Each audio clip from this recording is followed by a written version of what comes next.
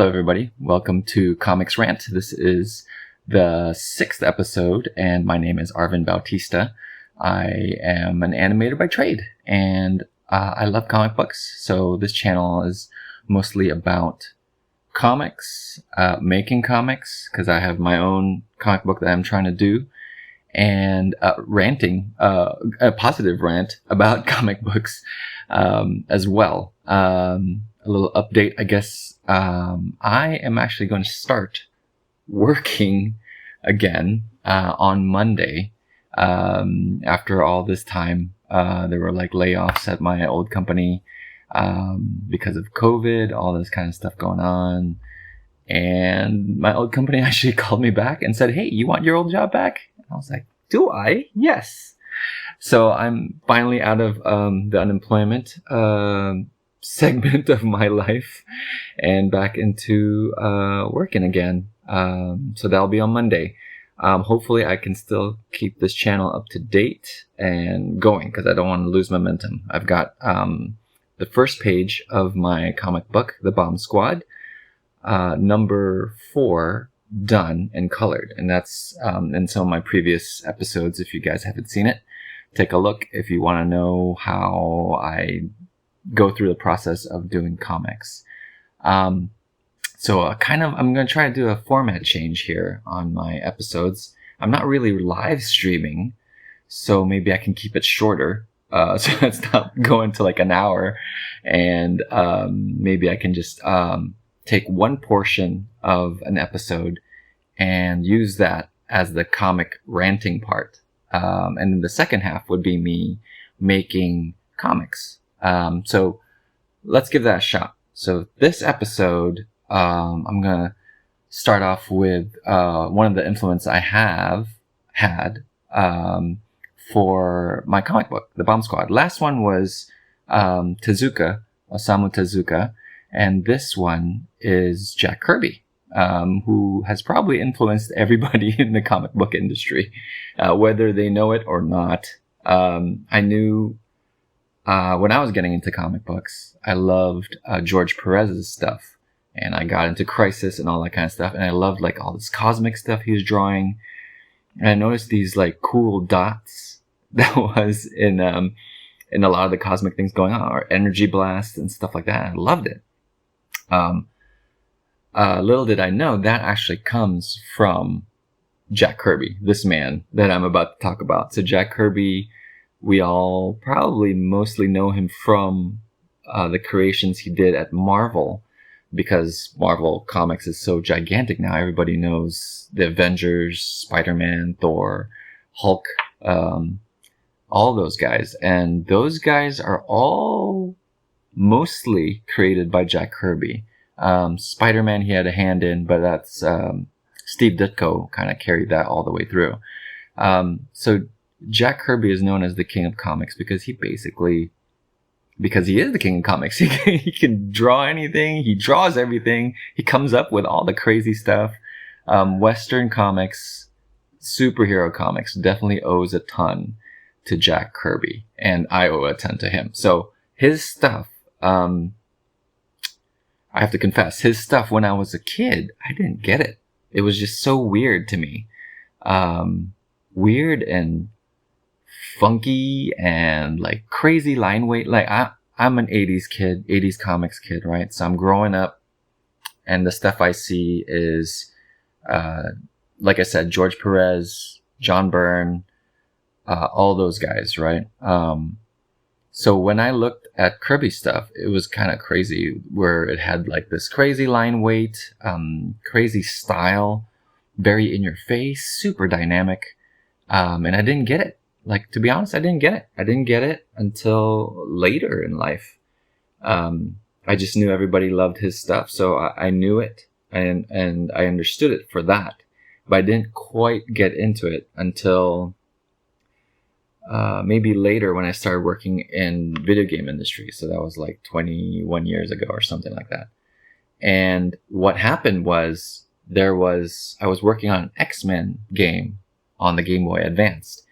And we came up with this thing where we would show comic book covers. And so I wanted to go, let's go retro, and we, Jack Kirby, he made the X-Men, right? So let's take a look at that and let me apply his style onto the X-Men, blah, blah. So what ended up happening was I started dissecting what he was doing, right? I was trying to, like in art school, they teach you to learn someone's style and learn from the greats, and that's how you do it. And what happened was it kind of clicked for me, like why his stuff was so good. Anyway, let me show you some of his stuff. I set aside some books here. So he created the Fantastic Four, along with Stan Lee. A lot of the crazy stuff that's going on there is obviously Jack Kirby's imagination going crazy. And this is a graphic novel that I picked up at this bookstore in San Francisco called Green Apple Books. So if you're around there, drop by there. I don't know what their policy is nowadays, post-COVID. But they have like a lot of great used graphic novels and books for cheap. And so I picked this one up. This was awesome. I marked out a few pages here.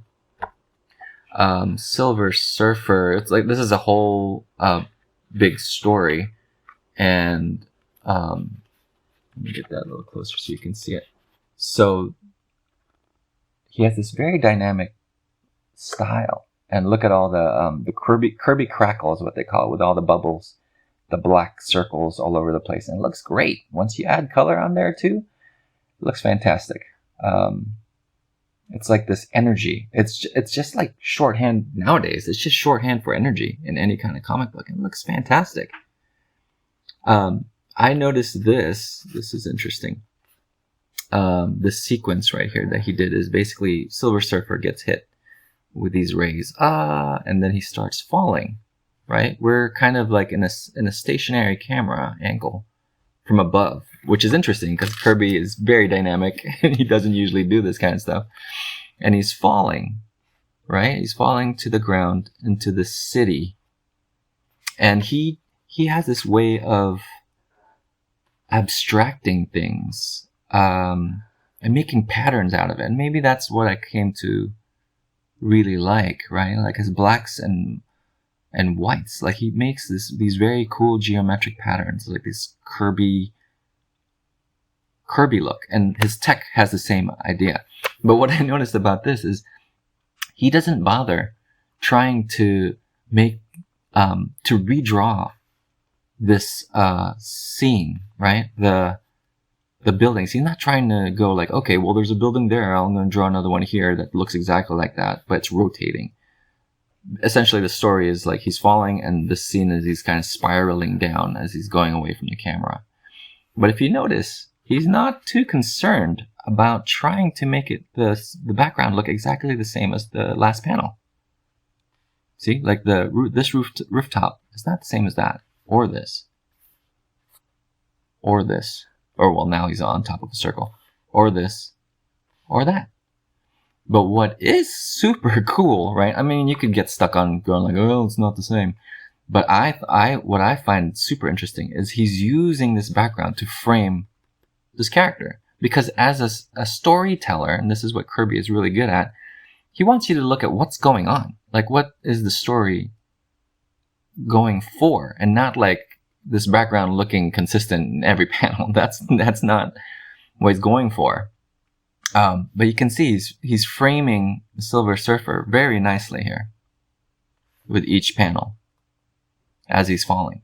And you know, when I first read this, it was awesome. I was just in the story and I saw Silver Surfer was falling into the ground, into the background. And that's all I needed. He doesn't get hung up on that kind of stuff.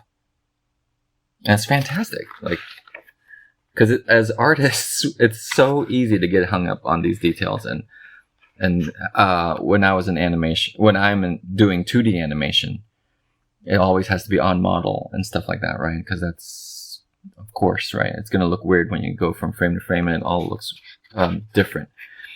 But there is no concern for that here. Not for sequential art, right? Like, look. And then he'll do like tech like this, which is crazy. And awesome. Okay, let's see.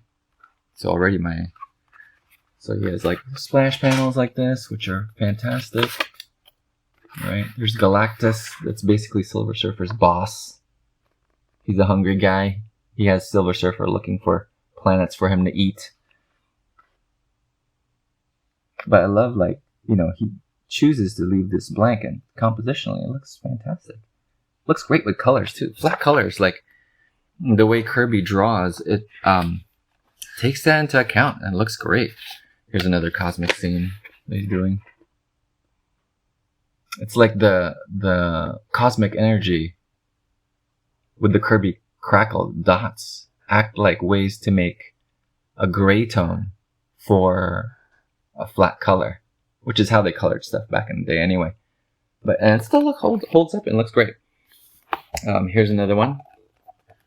Another book I got from Green Apple. It's The Villainy of Dr. Doom. And it's a compilation of various different Doom stories. And one of the best things that Kirby drew and invented was the Fantastic Four. Look at that tech again, right? I love this, like, kind of lettering. The name is Doom. Yeah, I'm hyped. This is the first splash page. Yeah, I'm into it. I want to read that book.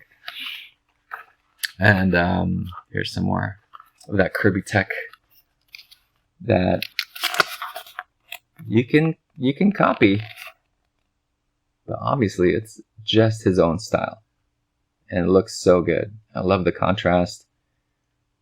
Dynamic, look at an image and it's dynamic and it's fantastic. Let's see, I've marked off this page. Okay, so he loves to push perspective and have things coming out at you. Just dynamic, right? Here's another one. Like these guys running. Look at these character designs, are awesome too. So this guy's like super close. He has, even this panel, he has a good idea of foreground, midground, and background way back there, right? To kind of really push the depth. And that's something that I kind of love, I do love. And something that I keep in mind when I want to make my comic book dynamics is Johnny Storm is really close up all the way to the guys in the back, right? So you get like a lot of depth. It's just more interesting to look at. It's never flat. It's like bursting out of the page. And I steal that in a lot of my stuff. So for Bomb Squad, I'm doing the same thing, right? And I always remember in Kirby books that if there's a fight scene, there's always like this big face in the front of a bad guy, either running away or getting tossed or getting thrown up into the air. And I like it. It's just fun, right? Like, it's fun and crazy, dynamic, a lot of action. So this one is OMAC.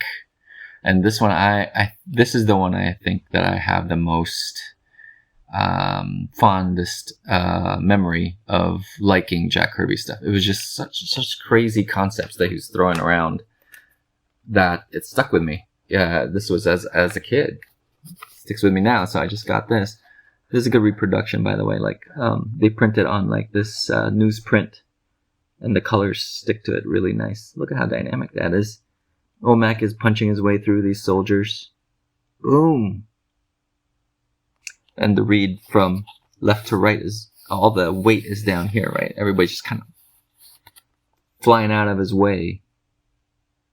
The colors are great, right? OMAC stands out against all these green guys. Oh, there's the guy in the front, in the foreground, screaming, ah! Classic, love it. And this guy's all flying around. So that has subconsciously stuck in my head, right? Like, if I want some action, there better be some dude screaming in the foreground. This is a sample of his pencils. And I always thought, like, when he came up with these marks, like, it was, like, from the brush. And it is. I think part of it is. But, the way he thinks, he just thinks in this pattern.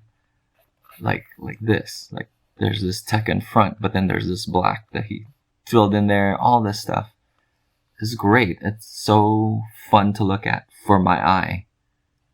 so interesting. Like all these strange shapes and lines that he came up with. That's all his own. That's all a language on his own. And people have tried to do it too, but you could tell, like, oh, well, that's the Kirby tech. That's the Kirby line. Oh, here we go. Some splash pages. Something that he also kind of pioneered. I'm sure they may have been around already, but the presence of a double page spread is just so great. And he has a lot of them in a lot of his books, and I love them. I love looking at them to this day. Like, he knew how to work the medium of the page flip, right? Like, he knew how to put these two pages together and give you something so, like, much bigger than the panel that came before it, and give it a lot of presence. And that's something that's hard to get in, like, digital comics, right? Like, it doesn't all of a sudden get bigger, your viewing area. It still is that one screen. This one I just marked out because I always remember this. So the plot of this is Dr. Scuba, the guy in purple, is stealing the world's oceans. How crazy is that? He's stealing the world's oceans and putting them into these little cubes. See? So a whole lake or ocean is in that cube, and he picks it up with these awesome mitts that give him the strength to do so. So Olmec is this guy who's like super powerful, and it opens up where he sees one of these cubes. He has no idea what it is, so he actually tries to pick it up. This is early on in the book, and he has a hard time doing it. And he starts sinking to the ground. He's trying to jump up with it. So essentially, he was actually trying to pick up a whole body of water, and that's why he was straining so hard. But Dr. Scuba's got those awesome mitts, and he can just carry them. Okay, so last one on the rant is Kirby's New Gods Artist Edition. And if you guys have the money to spend, artist editions are so great because you can see just how big these things were when the artist worked on them, and you can they're reproduced very nicely. Oh, look at this! It's like a close-up of one of his panels. It looks fantastic.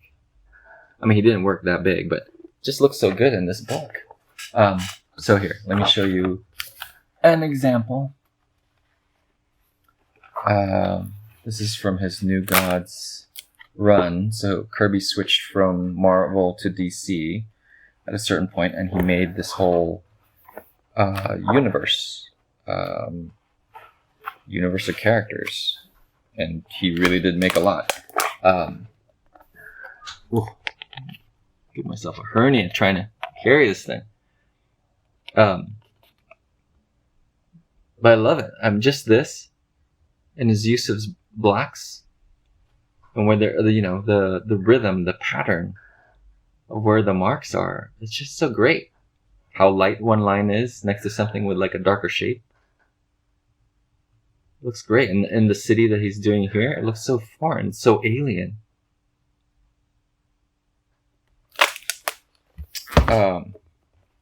I'm not sure if you saw it when I lifted it up. Oh my gosh, I'm gonna kill myself. But he has got like where the whiteout is, so it's kind of cool to see like where he thought, or where the inker thought, like, oh, that was a mistake. Choose not to have. It's like, oh, well, something must have happened there. Okay. All right. Here's another page. Ooh, yes. These are really great to see, this huge. Just to see how the mark was made on a lot of these things, and to kind of understand, these things are shrunk down, but they must have been fantastic to look at.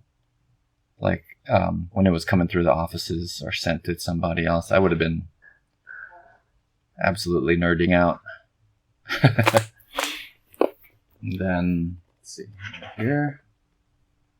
I think I'm marking another one.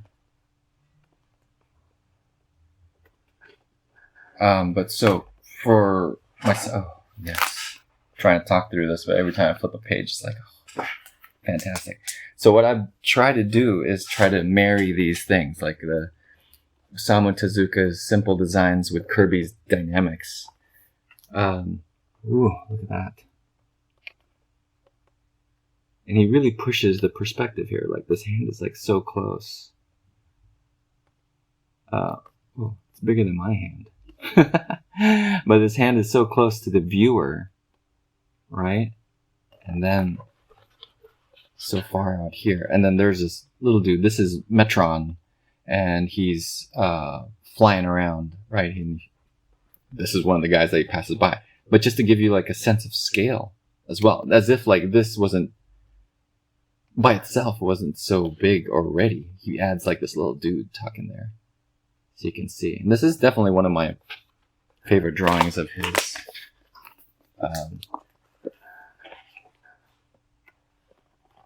And he drew so much. Like, I forget how many books he was drawing in a month. It's like 4 or something insane.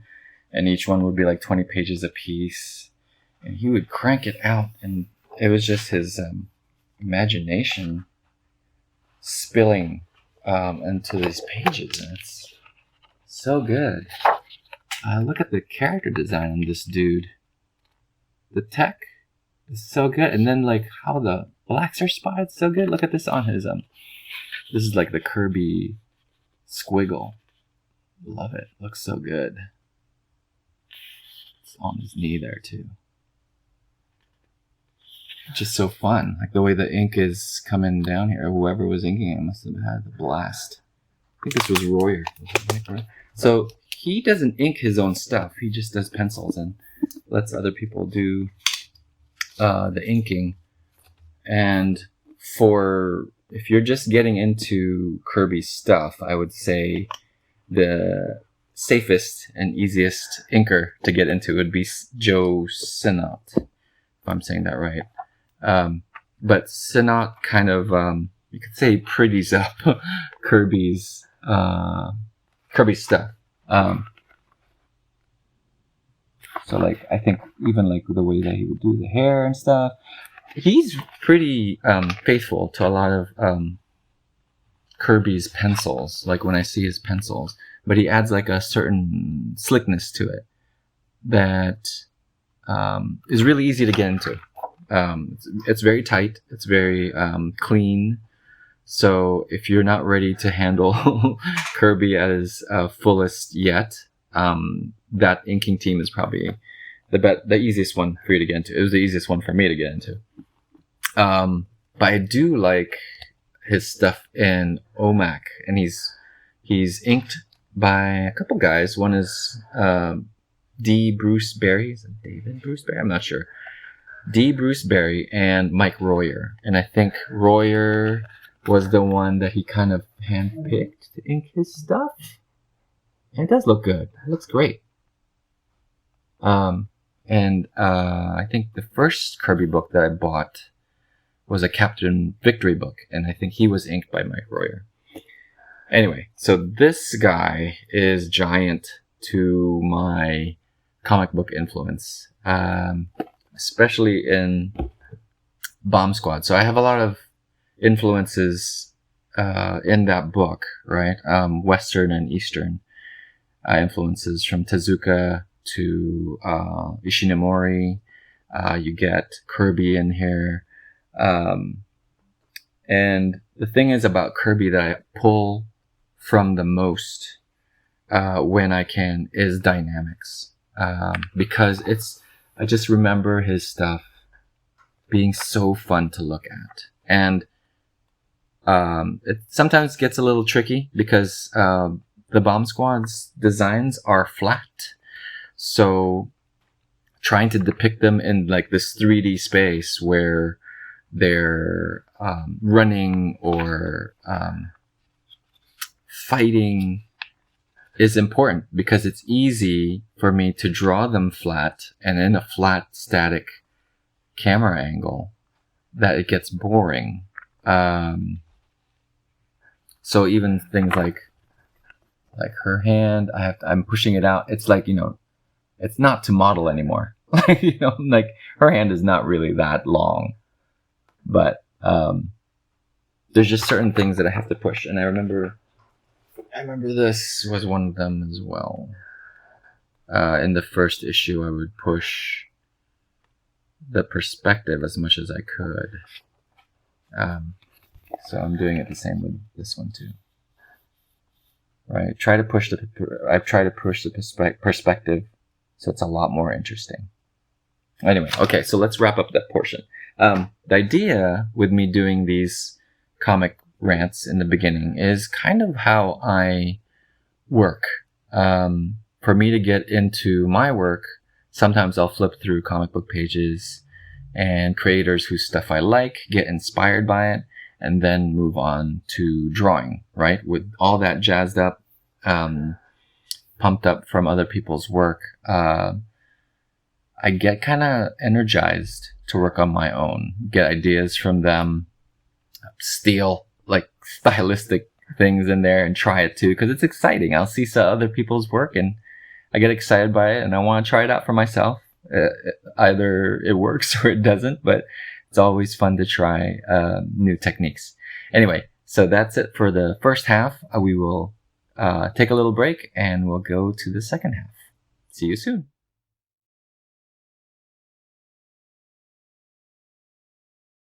All right, here we are, second half. Time to draw some comics, or talk through me drawing some comics.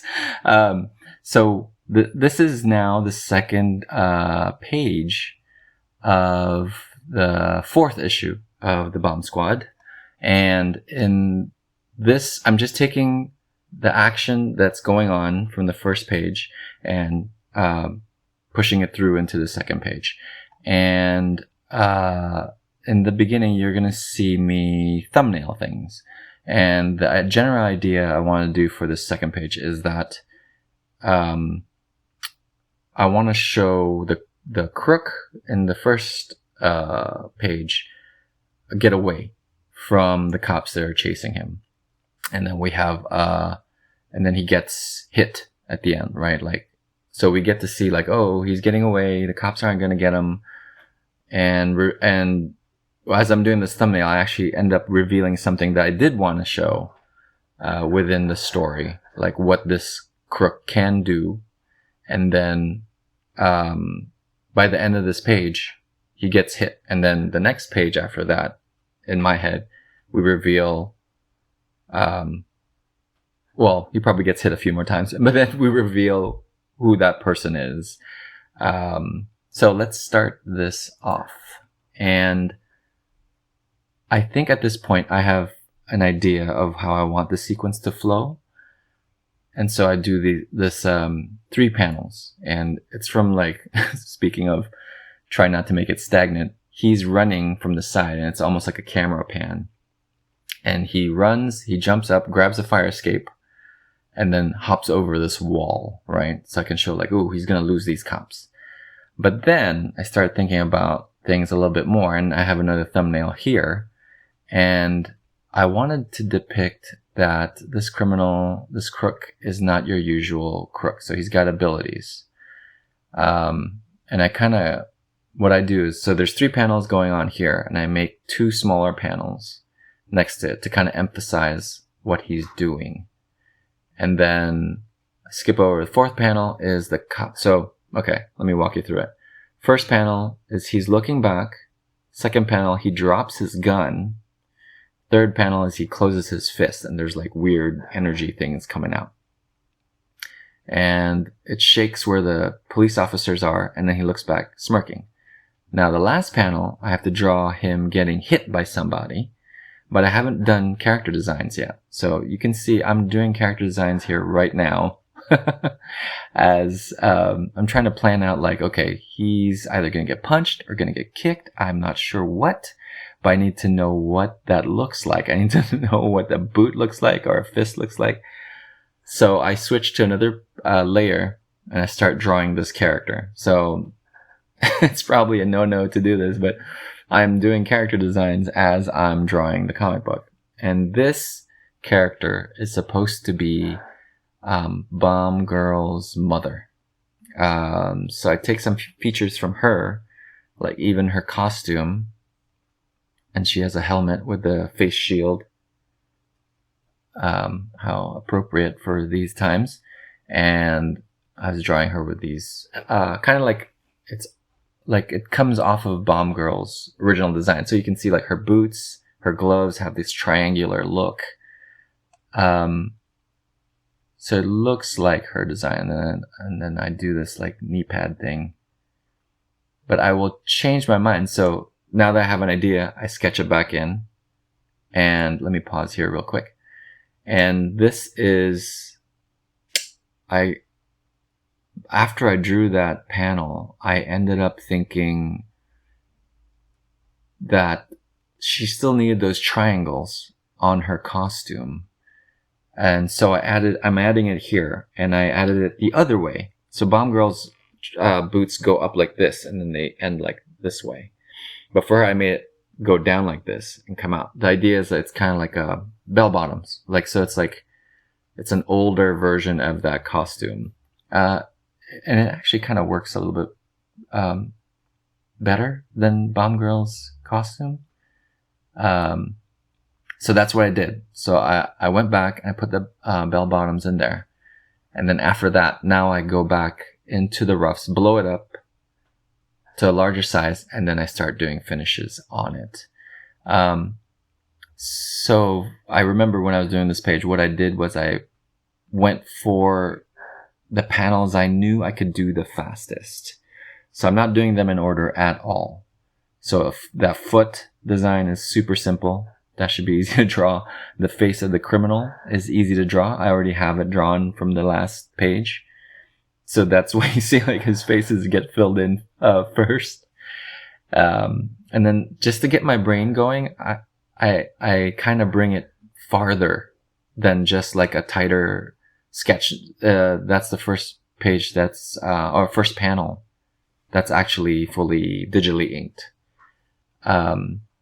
Because sometimes I'll get stuck when I'm drawing, or I don't feel like drawing, but you can't really use that excuse, right? You can't not feel like drawing. So you have to play tricks on yourself. Like, what can I do to get myself there, right? What work can I do that'll get myself into drawing again? So as I'm inking these, I'm getting all warmed up and jazzed up, but I'm also continually drawing. I'm continually working to finish this page. So the idea is there's not a moment that I'm wasting. I mean, I'm still going forward with it until it's finally done. Oh, okay. So this last panel, I kind of got into breaking the panel. So you can see like the borders I'm erasing. The speed line is going into her boot, but it's like empty space. To kind of, so I'm breaking the panel border to kind of emphasize this last panel, this impact, right? Like we were talking about with Kirby. I'm trying to get it so that you can really feel like it's different, that something's going on. And so this one too, 1, 2, 3, 4. The fourth panel, I'm sketching on it right now. That is, he's making the ground shake. So this is what this criminal can do. That's his power. He can make the ground shake, or he can shake things. And so I kind of tilt the panel so it looks like it's moving, right? Or I duplicate the panel lines, panel borders, and tilt it so it's moving. It looks like it's shaking the panel itself. And as well as these characters within it, totally off balance. And I drew like these ground waves, basically, to show that it's shaking. So you can see it right there. And I'm trying to figure out how to make that look, how to make it stand out. And this was kind of by accident, but it's vibration. So there's waves, right? Maybe it was a fortunate accident. It's waves that come out. And when I draw them this way, it looks like they're stripes, which help because his mask has stripes. So this is an accident, right? So when you look at it, I'm hoping that it ties that visual graphic look to each other, right? So he's got stripes, this thing's got stripes, and it's affected. He's affecting it, he's making it, and he's affecting these guys. So I just got lucky in this case. And it breaks up the blacks nice, makes the space like look a little bit more interesting. And I invert the where I spot the blacks when it crosses that shaky border. And now I start thinking about like where to spot these blacks to lead your eyes around. And I wanted to do a reaction. So I was trying to add like this little spark on his eye. Like, ooh, he's happy about what happened. But there really isn't a need for it. It just made it look confusing. So now that I finished these 3 panels, mentally, my brain is thinking, all right, I did 3 panels. I'm almost done. I can probably try tackling the ones I didn't want to do just yet. And first panel has him with a gun, and I don't want to draw guns all the time because they're like these mechanical things and it's in perspective. So I think I cut and paste like the old gun that I had, warped the perspective, drew, and then redrew it so it looks passable. And I had ideas for this, and what ended up happening was I wanted to draw your eye on what was going on. So you see right now I'm drawing like these, the 2 cops are still on the bottom there. And I think I could have pulled it off, but as I was drawing the sequence, I didn't really need it. You know, at this point, I didn't really need it. You knew the cops were behind him already. And it might just be more clutter into this panel sequence on that, like, all these things coming out. So when I'm breaking through panels, I'm usually trying to use it for a reason. So he's dropping the gun, and that's why it's breaking out of the panel. I want you to know that he's dropping the gun, he's letting it go. So that's a big deal. So in the last panel of this page, a foot is coming in. It's breaking the panel. I want you to know that it's like this violent like move. And it's emphasis. His head is coming out of the panel. And the size that I choose for these panels helps give it a little bit more emphasis as well. So like I could draw 3 panels with the full body shot of this guy in different poses of the same shot and to make it like super clear, but it wouldn't be very dynamic. And also, why do I need to see the rest of his body? What I'm trying to show is he dropped the gun and then he's doing this fist to make a power, right? That's all I needed. So that's why the cops, I stopped drawing them. There was no need. I'm lazy. So there's no need to draw those guys. Just draw what the story needs from you. If you want to add more, that's cool, but make sure what the story needs is drawn. And there we go. So that's the last, that's how that's the finished inks of the second page. And it turned out better than I was planning it to be. There's certain things though that I'm sure might not make sense. Like, what is that thing coming in on the last panel? If you don't know who it's coming from or what it's from, because it's so graphic, it's so simple, you might not even know it's a foot, right? So in the next few pages, I'm going to clarify that. And there's going to be a full shot of Bomb Girl's mom with the whole costume and color. Color will save me. Color will save me because I will make it so that that foot is very distinct. It has a very distinct color from the crook, and so you can tell. So with that page is done. Let's go back to, let me bring this up. The sketch of Bomb Girl's mom. So this character comes from an old design that I did for Gauntlet. I'm not sure if you guys know that video game, but when I was working at Backbone Entertainment, we were trying to do a pitch. Actually, there was a Gauntlet game that was made, but it doesn't have anything to do with my designs, my initial pitch designs at all. They look a lot more realistic. So let me bring these guys up. So Bomb Girl's mom, I kind of liked her face from this Valkyrie character that I designed. So Gauntlet is like this swords and sorcery kind of game, top down, classic, and you go through dungeons and you fight all these skeletons and all that, and they don't look like the way I designed these guys. So I designed them to be more simple and cartoony. I don't want to say that because it sounds like I'm making it like a bad design when I say cartoony. But just something simpler with broad colors so you can see them from the top down. These are top down characters. You could see like the Valkyrie is blue, and let's pull up. Here's the wizard is yellow, and they're simple shapes, hopefully very distinct. The elf is green, and the barbarian is red. And these are old designs. They never got used, but I still kind of like them. There's some things about them that I like, and the Valkyrie looks like Bomb Girl's mom in a Valkyrie outfit. So I kind of always took that idea and that face, the pointy face, and in her case, in the mom's case, in the final design, I made it even longer.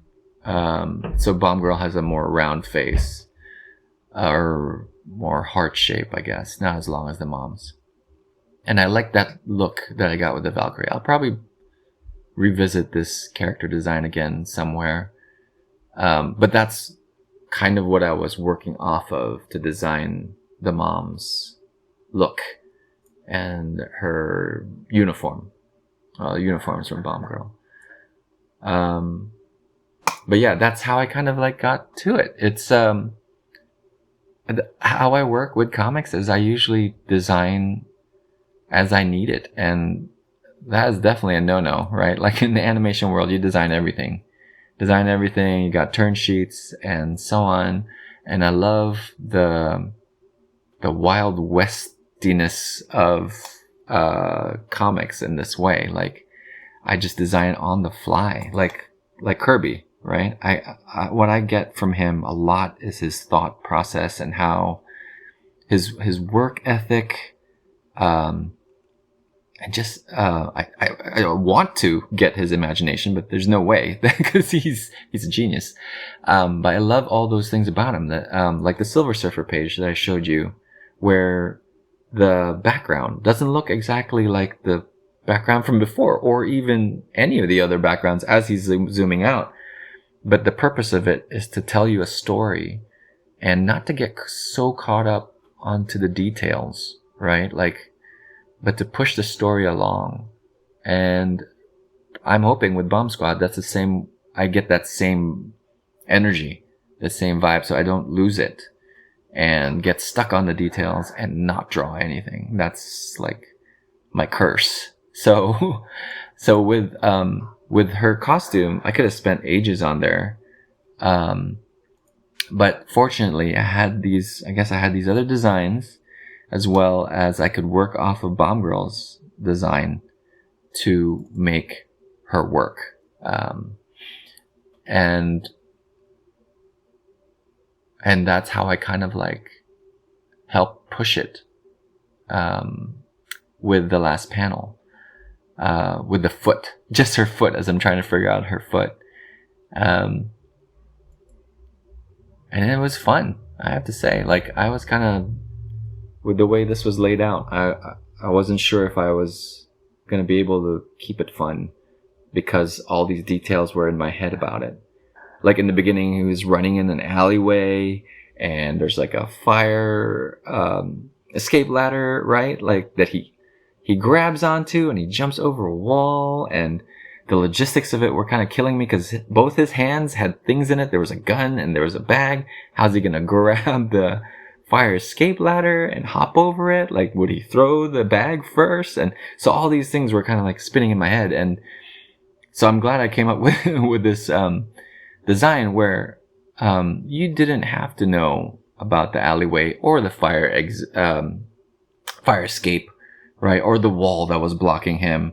And because I did it like this, I ended up being able to add something into the story that I didn't think I could fit in, which was show that this criminal, this crook, has these powers where he can shake the ground, right? So it worked out. He has to drop the gun. So once he drops the gun, it works out because now you're like, wait, why did he just drop the gun? It's not important to him. Like, he's trying to run away from these cops. He was just shooting at them. Why is he dropping the gun? And now there's more emphasis on this part of the story. Like, oh, okay, he's got powers. Like, that's why he dropped the gun. And now I didn't have to think about like, well, now he's got to throw this money bag over the wall and jump over the wall so his right hand can grab the fire escape. It didn't get bogged down in that. And I was so relieved that I was able to push the story inside, but also not be so stressed out about the setup of this environment or of this scene, because all I want to do is present this information to the reader. I didn't have to show them the alleyway, right? That it was cobblestones or red brick walls or anything like that. So anything that you can do to streamline your storytelling is always a plus to your comics. Alex Toth, these greats that kind of do it where it's all about simplification, is a good example. You look, or Paul Grist, the guy that I showed a couple episodes ago, where he can get rid of a lot of things but still be able to tell a good story. And I think that's what I love about comics the most. It's about storytelling. Yes, it's also about draftsmanship, how good of an artist you are, of course. But if you are lacking in storytelling, it's not going to work. It's just not going to work. Anyway, so hopefully I can work on my storytelling so it does work. So I will wrap up this episode, and I hope it's short enough to get through. And thank you for joining me. Please comment, like, and subscribe if you like what you saw. And ask me any questions you want. I'll try to answer them. As always, thank you for tuning in. And I will see you next episode.